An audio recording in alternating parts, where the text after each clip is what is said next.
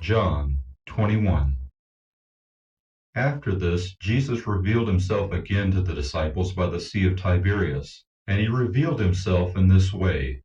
Simon Peter, Thomas called the twin, Nathanael of Cana in Galilee, the sons of Zebedee, and 2 others of his disciples were together. Simon Peter said to them, "I'm going fishing."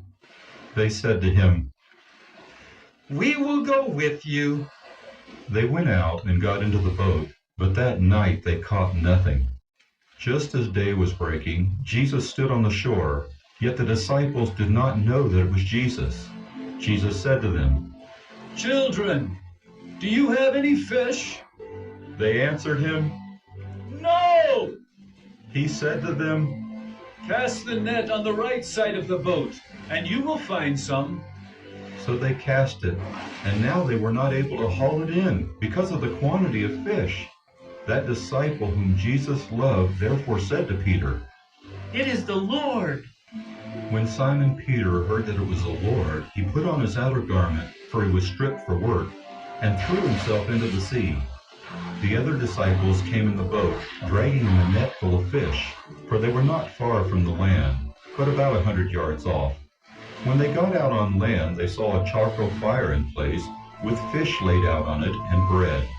Jesus said to them, "Bring some of the fish that you have just caught."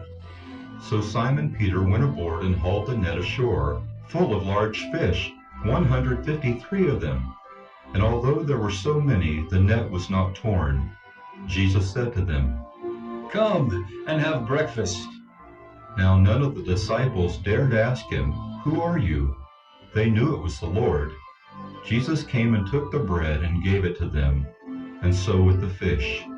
This was now the 3rd time that Jesus was revealed to the disciples after he was raised from the dead. When they had finished breakfast, Jesus said to Simon Peter, "Simon, son of John, do you love me more than these?" He said to him, "Yes, Lord. You know that I love you." He said to him, "Feed my lambs." He said to him a second time, "Simon, son of John, do you love me?" He said to him, "Yes, Lord. You know that I love you." He said to him, "Tend my sheep."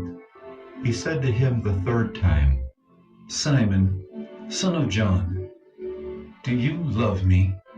Peter was grieved because he said to him the 3rd time, "Do you love me?" And he said to him, "Lord, you know everything. You know that I love you."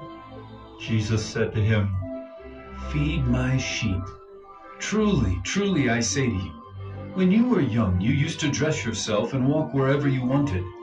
But when you are old, you will stretch out your hands, and another will dress you and carry you where you do not want to go." This he said to show by what kind of death he was to glorify God. And after saying this, he said to him, "Follow me." Peter turned and saw the disciple whom Jesus loved following them, the one who had been reclining at table close to him, and had said, "Lord, who is it that is going to betray you?" When Peter saw him, he said to Jesus, "Lord, what about this man?" Jesus said to him, "If it is my will that he remain until I come, what is that to you? You follow me." So the saying spread abroad among the brothers that this disciple was not to die. Yet Jesus did not say to him that he was not to die, but, "If it is my will that he remain until I come, what is that to you?" This is the disciple who is bearing witness about these things, and who has written these things, and we know that his testimony is true. Now there are also many other things that Jesus did. Were every one of them to be written, I suppose that the world itself could not contain the books that would be